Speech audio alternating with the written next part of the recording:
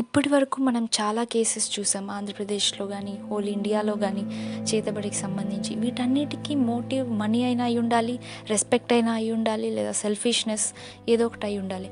కానీ ఇప్పుడు నేను చెప్పబోయే కేసు ఇండియాలోనే one of the strangest crime story. అదే ఢిల్లీలోని బురారి కేస్. ఈ కేసులో ఒక ఫ్యామిలీలో ఉండే 11 మెంబర్స్ మొత్తం హ్యాంగ్ చేసుకొని చనిపోయారు. ఈ కేసుని డీల్ చేస్తున్న హెడ్ కానిస్టేబుల్ అయిన రాజీవ్ తోమర్ గారు ఒక స్టేట్మెంట్లో ఏం చెప్పారంటే, అతను వెళ్ళిన వెంటనే ఒక 10-15 సెకండ్స్ తర్వాత కిందకు వచ్చేసి వాళ్ళ సీనియర్స్కి కాల్ చేశాడు. జస్ట్ ఇమాజిన్, డోర్ ఓపెన్ చేయగానే 11 మెంబర్స్ హ్యాంగ్ అయి ఉండడం. Creepy look. ఈ కేసు క్లోజ్ అయినప్పటికీ ఇప్పటికీ దాని రీజన్ ఏంటో ఎవరు కనుక్కోలేకపోయారు. ఏది జరిగినా 4 గోడల మధ్యనే జరగడం వల్ల దీనికి ప్రూఫ్ లేదు, ఎవరు చూడలేదు, అసలు మోటివ్ ఏంటి, ఎవరు ఇన్వాల్వ్ అయి ఉన్నారు ఏమీ తెలియలేదు. కానీ ఇప్పటి వరకు వస్తున్న ఒక కన్క్లూజన్ ఏంటంటే ఇది స్పిరిచువాలిటీకి సంబంధించిన డెత్స్ అని. ఇది ఒక రిచువల్ మాస్ సూసైడ్. ఈ కేసు 2018 1 జూలై జరిగింది. దీని మోటివ్ షేర్డ్ సైకోసిస్ అని పోలీసులు తేల్చారు. ఈ కేసు గురించి తెలుసుకోవాలంటే ముందుగా వాళ్ళ ఫ్యామిలీ ట్రీ అర్థం చేసుకోవాలి. ఈ ఫ్యామిలీలో పెద్ద భూపాల్ సింగ్ గారు, భూపాల్ సింగ్ గారి వైఫ్ నారాయణ్ దేవి, వీళ్ళిద్దరికీ 3 పిల్లలు ఉన్నారు. వాళ్ళ ఎల్డర్ సన్ భువనేష్, తర్వాత యంగర్ సన్ లలిత్, తర్వాత వాళ్ళ 3rd డాటర్ ప్రతిభాదేవి. వాళ్ళ ఫస్ట్ సన్ అయిన భువనేష్కి 2 డాటర్స్, తర్వాత ఒక సన్. అలాగే వాళ్ళ యంగర్ సన్ అయిన లలిత్కి 1 and only సన్, తర్వాత ప్రతిభా గారికి 1 and only డాటర్. ఈ ఫ్యామిలీలో ఫస్ట్ డెత్ 2007లో జరిగింది. న్యాచురల్ కాజెస్ వల్ల భూపాల్ సింగ్ గారు చనిపోయారు. ఈ కేసులో main evidence diary. So Priyanka, Neetu వీళ్ళిద్దరూ వాళ్ళ భూపాల్ సింగ్ గారి మనవరాళ్ళు. వీళ్ళిద్దరూ డైరీ మెయింటైన్ చేసేవాళ్ళు.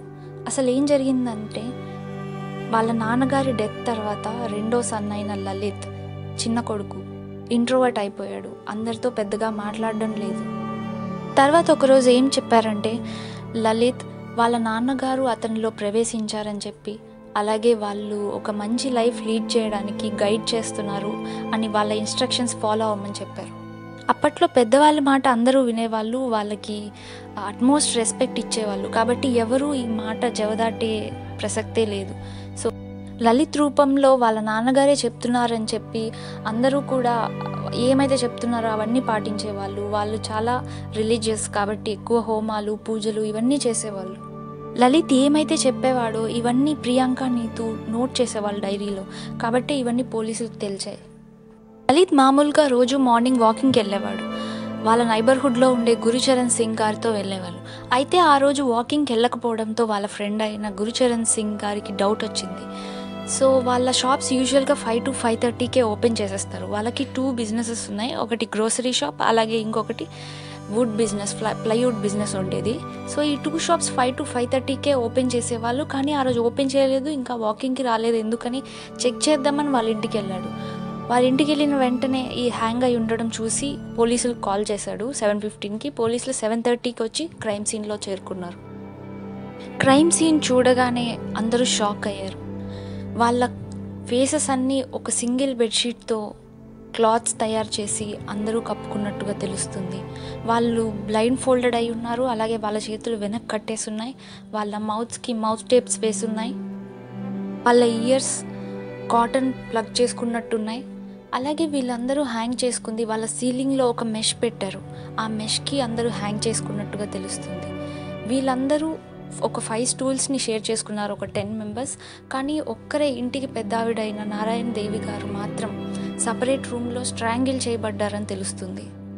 అప్పట్లో జాయింట్ కమిషనర్ ఆఫ్ పోలీస్ అయిన అలోక్ కుమార్ గారు మీడియాతో చెప్పారు, వాళ్ళు 11 డైరీస్ని ఆ ఇంట్లో మెయింటైన్ చేస్తున్నట్లుగా. 11 years నుంచి 11 డైరీస్ మెయింటైన్ చేస్తున్నారు.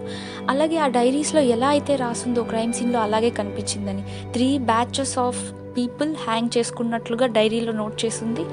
అలాగే సేమ్ ప్యాటర్న్తో ఏ డీటెయిల్స్ మిస్ అవ్వకుండా హ్యాండ్స్ టై చేయడం కానీ, మౌత్ టేప్స్ కానీ, కాటన్ బాల్స్ ఇయర్స్లో పెట్టుకోవడం కానీ, ఇలాంటి డీటెయిల్స్ అన్నీ ఆల్రెడీ డైరీలో మెన్షన్ చేసింది. సో అదొక్కటే కాకుండా వాళ్ళు ఏం బిలీవ్ చేశారంటే, వాళ్ళు చనిపోతారని ఎక్స్పెక్ట్ చేయట్లేదు. అసలు డైరీలో ఏం రాస్తుందంటే, ఎవరి చేతులు వాళ్ళే కట్టుకొని క్రియ అయిపోయిన తర్వాత ఒకరినొకరు హెల్ప్ చేసుకొని అంటై చేసుకోవాలి హ్యాండ్స్ అనుకున్నారు. పోస్ట్ మార్టంలో కూడా వాళ్ళు స్ట్రగుల్ అయినట్టు కనిపించలేదు. కేవలం ఆ నారాయణ దేవి గారు సపరేట్ రూమ్లో ఉండడం వల్ల, ఆవిడ 80 year old కాబట్టి నిలబడలేకపోవడం వల్ల సపరేట్ రూమ్లో బెడ్ మీద లయ్యవలసి వచ్చింది. సో ఆవిడ ఒక్కటే స్ట్రాంగిల్ చేయబడ్డారు. ఈ డైరీలు ఏవైతే ఉన్నాయో అవి ప్రియాంక నీతులు రాసినప్పటికీ అవి డిక్టేట్ చేసింది మాత్రం లలిత్ అందరినీ ఒప్పించాడు. వాళ్ళ నాన్నగారి స్పిరిట్ అతనిలో ఎంటర్ అయ్యింది. సో ఆ ఇన్స్ట్రక్షన్స్ ఫాలో అవుదామని అందరూ నమ్మారు కూడా.